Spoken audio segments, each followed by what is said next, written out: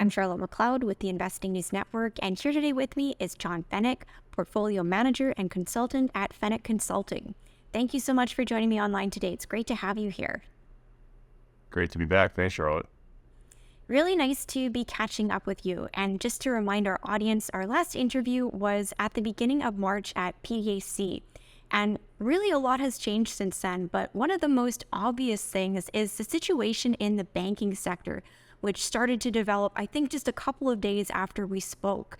So I want to start there with you and get your thoughts on how we've seen that play out and what may still be to come, because I think people still have so many questions about this whole situation. Sure. So, as some of your guests know, I actually spent a lot of my time in the financial sector prior to getting, fully into the mining sector about 7.5 years ago. So I think I have a good perspective on what's happening out there in financials, because I still stay in touch with a lot of executives there. And I do a lot of reading. I think it's important for people to read things to kind of, get different opinions, right? Not just mine, but other people's opinions. And people that are in positions of power, like a Jamie Dimon at JP Morgan, where I used to work, right? Like JP Morgan is the largest bank out there with over $3 trillion in assets. And Jamie Dimon in April, following the financial melee that we saw from March 8th to the end of the month, came out with his letter to shareholders and basically said, expect more pain, in so many words. So you have to respect words like that coming from someone who's in that position, right? In my opinion. And the market is not respecting that at all, because you see Powell and Yellen and a bunch of other people in positions of power just say the U.S. economy is strong and resilient, and so is the banking system, and we completely disagree. So when you look at March 8th through the 12th, we had Silvergate, we had Silicon Valley Bank, and we had Signature Bank all go out within 4 days. I mean, unbelievable, because if you look back, Charlotte, at 2008, Lehman Brothers went out on a weekend, and then it was weeks before the next one fell, right? So this is extremely quick price action. You have to be on your toes as an investor, and I'll tell you, I mean, as a professional investor for over 30 years, it's hard for me to keep up with the pace. So I can only imagine for the average client, with all this information, what are they doing? How do they process it that quickly, et cetera, right? So we upped our position in gold and silver stocks heavily after March 8th, and we simultaneously shorted financials, and we remain short all those financials right now, and that's worked out great. As I've told you before, I have a real-time update service that I offer clients, and we put out something on First Republic FRC at $10, saying that the bank looked shaky, and just told people that we were slightly short the stock, and that went out, as you know, and JP Morgan interestingly picked up the assets. So we have been shorting stocks since the year 2000, so I have a lot of experience in that part of the world. I refuse to short mining stocks just because I think it's disingenuous. If I'm going to be talking to your listeners about why this stock and why that stock and why they're long, then I think I can find plenty of other things to short, right? So like, I'm looking at financials to short right now. I'm looking at semiconductor shorts right now, because there's just so many opportunities out there that look wobbly to me in the broad market. So to answer your question in a nutshell, I don't think this is over yet. I think you're going to see more financial pain in that sector as we move forward. And so I completely disagree with Powell's comments March 22nd and May 3rd at the Fed meetings, where he just pounds the table on this strong and resilient message. Okay, thank you for going into that. And so more pain to come is the takeaway there. The other thing I picked up in what you were saying is how quickly things are happening now compared to how they did in the past. I think we've spoken about this before. I've heard other people mention how much more quickly things move now. Why do you think that is, just briefly? Algorithmic buying and selling. It's that simple. I mean, if you look at how quickly things happen from, let's say, the 2000 to 2003 correction, the 08-09 correction, the 2011 brief correction because of the debt ceiling, talks, and you fast forward to 2023, things are much, much faster now in terms of trading. Use an example of like March of 2020, right? Try to keep up with the pace on GDX, just as the as the big bad, ETF in our sector, right? Look at that drop that you saw February 1st, let's call it, to April 1st of 2020, and ask yourself as an investor, if you weren't invested then, how can I keep up with this thing going from over $30 to 17 and change, within a matter of a couple of weeks? It's really hard to look at the daily price action on some investments right now and understand how you're going to keep up with that. And so I think you need to align yourself with a professional, whether it's myself or someone else, that's going to understand what your risks are, risk reward, scenario is, what your risk tolerance is, what your time horizon looks like. These are all important factors in deciding, whether, this is an appropriate investment or not. Yeah, it's definitely an extremely fast-paced world that we're living in now. And let's move over to talking about gold and silver prices, because I mentioned things have changed since our last conversation a couple of months ago. Prices for gold and silver are definitely on the list, especially when it comes to gold. I think when we spoke in March, it was just above 1,800, and since then we've seen it spend quite a bit of time above 2,000. And of course, we've seen gold go past 2,000 a couple of times in the past before. This time is feeling different. We've stayed here longer. How are you feeling about gold and silver prices right now? Very good in general, but I will say they're completely different in terms of the price action right now. If you look at gold, it just closed on Friday at the 8th consecutive week over 2,000, I believe, which is insane. The price action since what we talked about, March 8th through 12th, right? Look at the week of March 13th on GLD, just as a proxy for the price of gold. And you'll see a huge spike in that ETF. And that was the beginning of a rally, right? And we haven't seen it really wane that much since then, which is very bullish for everything gold related. Now, I think we came within $5 of the all-time high of 2075. So, I mean, it's unbelievable what we've seen with gold since our last meeting, because you're right, we did talk around 1812 an ounce. I went back and looked. And, I had said on your show that I thought 1790 would hold, which it did. So we're making a series of higher lows, as we call it, in gold, which is very bullish on the long-term chart. And I think we're going to easily get to that $2,100 level here within probably, 2 to 6 months, which I think is extremely bullish for the whole sector, meaning the mining sector, mining stocks in general. When you look at silver, it's been a different story. We have, pretty significant resistance in that 26.5 to 28 kind of level. And we tested that recently and failed again. So it's really frustrating for me and other investors because we want to see that level broken. And I think we're going to get that this year, again, within 6 months. But the big round number to look for is $30. When you get to $30 silver and you break that with some authority, meaning a couple of closes above 30 an ounce, it's go time in silver stocks. And investors are going to wish they were positioned because it will happen faster than people expect. That is what we always definitely hear about silver. And if we look at, I know that you follow the charts quite closely. If we look at support and resistance for gold a little bit more specifically, what do you see there?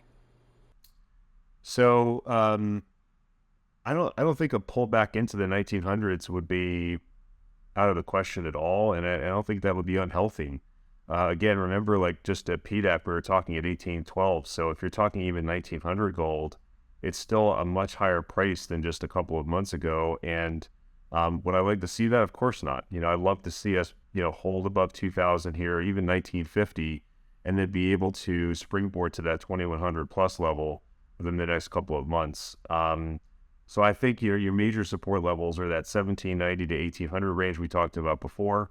And then, somewhere in the high 18s, hopefully that would hold, maybe like an 1850 even. But look, I mean, even if we make, even if things go to 1850, I think you're still going to hit 2100 here within 6 months or so, which is a different kind of, take that I've given your listeners over the last 2 years because of what happened March 8th and beyond. Things definitely changed for precious metals March 8th, and it has not changed in my view, other than, people that are buying the broad market are doing this. They're crossing their fingers and saying, maybe I can eke out another 5 to 10% in the S&P or the NASDAQ here. And to me, that's just foolish behavior after looking at the rally that we've seen since March 20th of 2009. It's been 14 years pretty much up straight up in the broad market with different little hiccups here and there, like 2011 and 2020.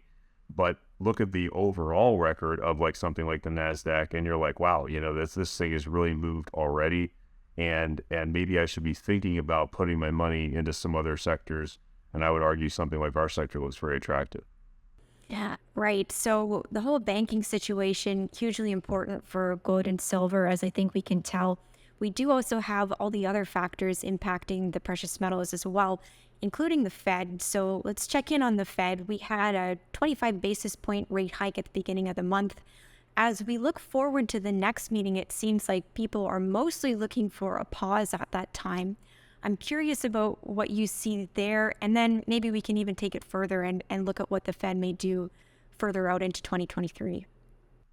Sure. So just in summary, when we sat down last time pre-March 22nd's meeting, I had said that we probably would see a 25 basis point hike, which is what we got, and there was a 72% probability of that at the time.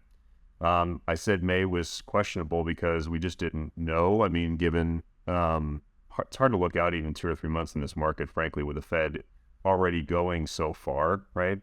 And we saw another 25 basis point hike there. Interestingly, we also saw another hike from the ECB in Europe literally the day after that. So, it's showing investors that these different central banks mean business. Does that mean that they're not going to pause or cut? Of course not. I mean, they are going to pause.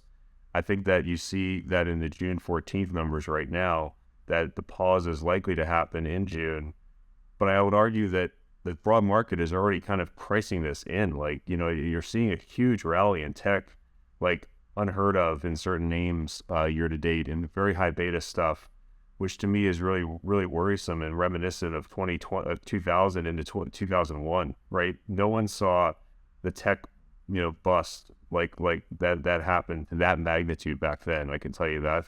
I met with great growth managers, great tech managers back 23 years ago, and they were all pounding the table on Intel and Microsoft and all the rest.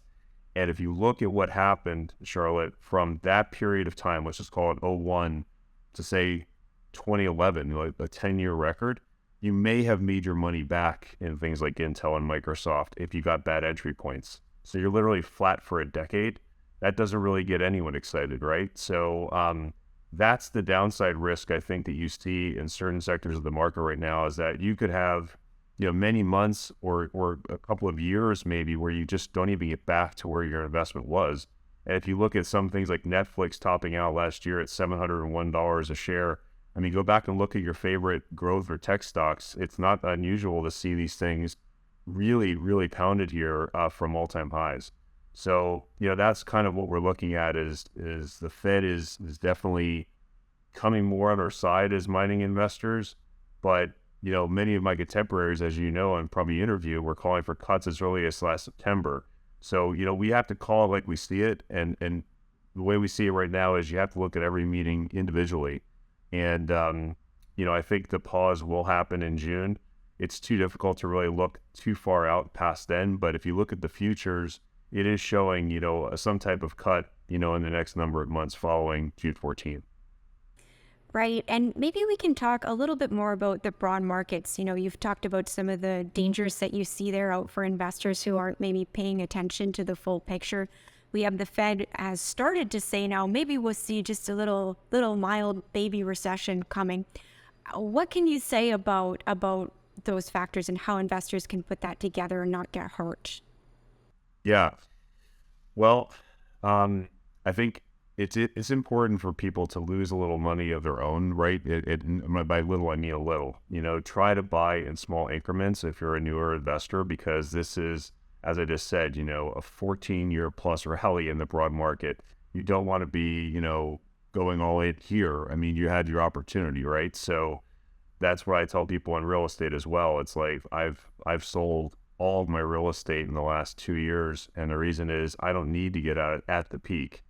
I don't want to be selling into a bad market, which I think is coming for real estate over the next 2 years. I mean, you can't raise rates like we've seen right now, an unprecedented amounts, and not feel some pain in the real estate market. So yeah, I would say right now we're looking at a really interesting scenario, a really interesting period of time in history where, as investors, we have to be cautious, right? You have to build some cash here. And by the way, money markets are yielding 4.5 or higher, right? So it's like you've got opportunities out there to make risk-free money, where if we were to interview, last, May, we'd be looking at 1%, or less in the same money market account, right? So we're taking our time with, dipping our toe in the water here, getting more invested, especially in gold and silver stocks. We still like copper as well, because copper just seems to have massive shortages out there. And as we've talked about on your show before, I mean, a little less than half of the world's production is coming from Chile and Peru. And both countries have had some, setbacks over the last few years politically.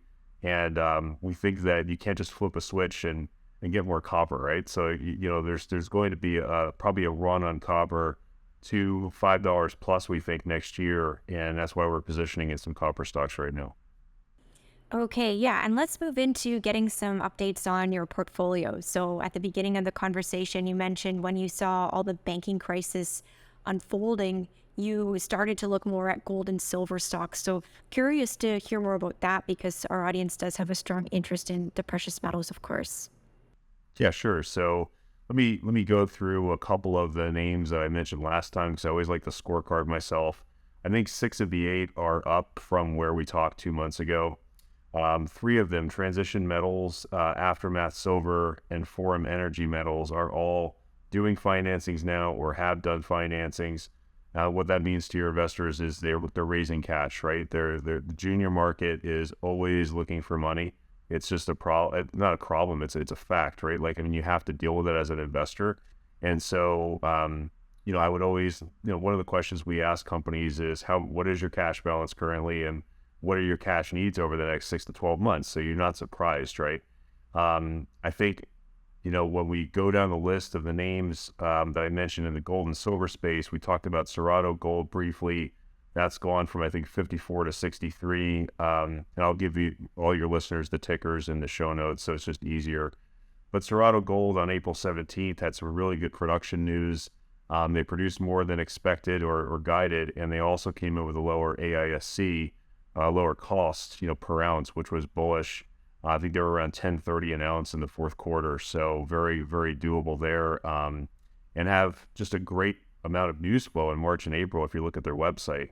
Going over to Ascendant Resources, that is more of a gold, silver, copper play with some base metals, very well diversified. It's in Portugal.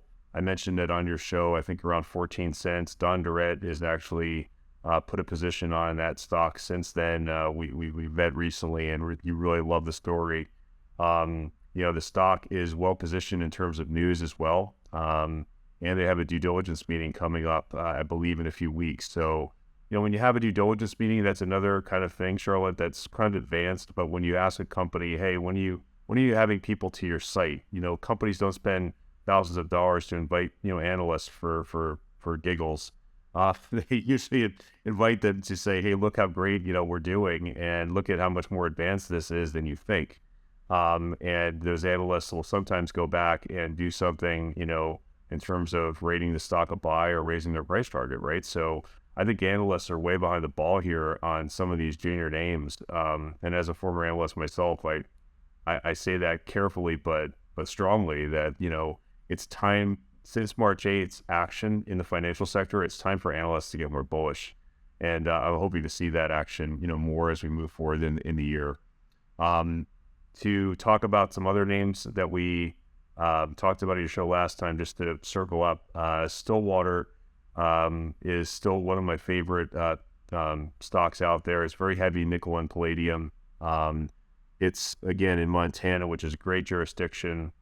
They had solid news flow a few months ago when we met last, and the stock has just faded, frankly. We talked about it at 15 cents. It's now at 13 in the U.S., and we bought more last week, just above 12, pretty much the low of the year. And we're out there trying to buy more shares pretty much every week, because at these prices, I think that you could see some type of action in the stock over the next few months. I mean, they're just, in a great jurisdiction, connected to a major like Sibanye-Stillwater. I've known that jurisdiction for 9 years with 3 different, stocks that I've owned. So And then lastly, Copper Lake we talked about, and that stock was one of the two that has lost some price action. But I think it's April 19th they put out their news and they said we've drilled 8 holes and we're waiting for some more results. And so with juniors, as we've talked about before, Charlotte, it takes weeks sometimes for these results to come around because there's still delays at the lab in terms of results, and it is frustrating to investors. But I would just say hold in there. The stock looks really attractive here at 0.036. I think it has a very large bid-ask spread, so I'd be careful in terms of how you buy it. That's why we buy multiple times on a stock like that rather than just once or twice. In terms of some new names, I've mentioned this on your program before, but I got really more interested in the stock again recently, and that's U.S. Gold. USAU is the ticker. Fantastic name, first off, and in the environment we're in, right? Like it's on the NASDAQ. I think the stock has got probably 10 million shares fully diluted out there, very small float. I think, again, it ran to 748 this year. It's trading at 419 today. So serious pullback. I don't think the pullback is justified, and you've got major support in the stock between $3.50 and $4 a share. Another one that I've been looking at here is Canadian Critical, which is a newer name for us as well. Recently, we've been adding to the position. They have 2 projects of note. One is Terry, and the other one is Bull River. Bull River is the larger of the two, but Terry gets absolutely no credit whatsoever. And if you look at Terry, they spent less than 1.5 million Canadian for that project, and I think it's worth at least 4 to 5x that right now if someone were to buy it from them. But the idea is, look at the news flow, right? On May 1st, they talked about renting an ore sorter, and as I put out to my followers, why would a company rent an ore sorter if they don't plan to use it? So there's going to be some news there, I think, over the next coming weeks. And the stock is just languishing under 3 cents here. It's unbelievable to me. But I think there's news of a new strategic investor they just announced about 5-6 days ago. There's a lot of positive things happening in some of these juniors if people take the time to go in to the websites, subscribe to the news flow, and just follow it that way. That's what I do. So it's in your inbox in the morning, right? As soon as you're ready to get started, you may have 4 or 5 releases like that in your inbox, as opposed to just searching for it or being late to the game. Okay, those are some great updates. And as you mentioned, we will have the names and tickers. We'll leave them in a comment below the video so everybody can see them. I want to follow up on a comment you made about analysts maybe not recognizing the opportunity in the juniors yet. And I'm curious to hear from you about what you think might prompt some increased interest, because I hear so many different ideas about this. Do we need a higher gold price? Do we need more discoveries? Do we need more M&A activity? What is your view on when these other people might start to pay attention? It's a couple of different things. I mean, I think the financial crisis that we're talking about is a big one, because people will start to see that, oh my gosh, this thing is really underpriced versus other investment opportunities, right? Not necessarily how is it priced versus other mining stocks. It's like what we call a sector rotation, Charlotte. Right now, tech is super hot, right? If you look at, an index, it might make up 20 to 25% of the index. Well, how much does mining stocks as a whole make up? How much of that is in an index? It's super small. It's under 1%. So you can pick your favorite index, the Dow, the NASDAQ, the S&P, the Russell, they're all less than 1%. It's insane. So my thinking over the years has been, when we get a turn, which I think we're moving towards right now, right? You have an outside event like the financial collapse. You have the Russian war going on longer than people expected, right? It's 15 months now. You have other things that are, happening in the press, like the debt ceiling issue, or the possibility, as you mentioned, of a small recession. I think it could be bigger than small. I mean, these are real things that are going to change behavior, and we're not there yet, but it feels like we're going to get there sooner than people think, I think. So within, 6 to 12 months is sort of my goal, that, the sector is gotten some fresh blood. And again, go back and look at your favorite mining stocks in March. Look at gold, look at silver. They all got bumps in volume, which is very bullish. Okay, I think you've done a really good job of highlighting how all those different issues are stacking up, and I think we will see that play out probably sooner than later, as you said. As we're finishing up here, are there any final thoughts that you would leave the audience with? Yeah, like I touched on, and I try to touch on your show, try to align yourself with a professional. We offer a newsletter, we offer the real-time service, with a few other things on our website, Feneck Consulting. But whether it's us or someone else, you really need to spend some money at this point and align yourself with someone who does this full time.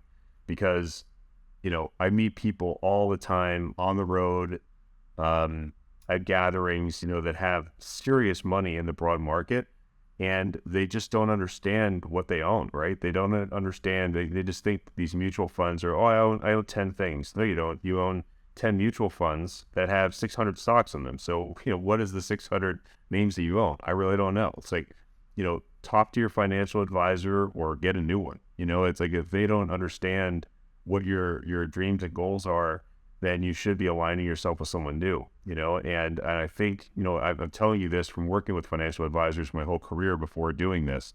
So, in 08, 09, it was like, there were great advisors who picked up the phone and were proactive with clients. And then there were some that just, hid in their shell. And that's not really what a client needs right now. They need a bit of hand-holding and a bit of reassurance, in my opinion.